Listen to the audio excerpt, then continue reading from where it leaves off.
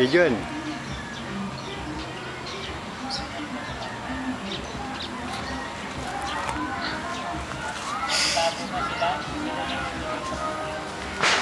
Sasuta ba? Ito? Kawawa naman kami palaisdaan. Ito ay isang portion ng palaisdaan dito sa bayan ng Las Piñas, kung saan ang mga nahuhuling isda ay dito nang gagaling, na ayon sa mga nakatira dito ay mga alagang tilapia. Sa inyo pong palagay, ang lugar po ba na ito ay kaaya-aya at hindi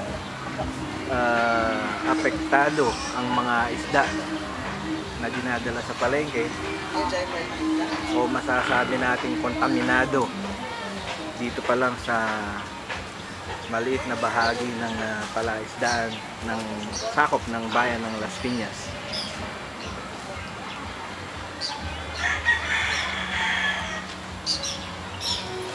Bakawan ito.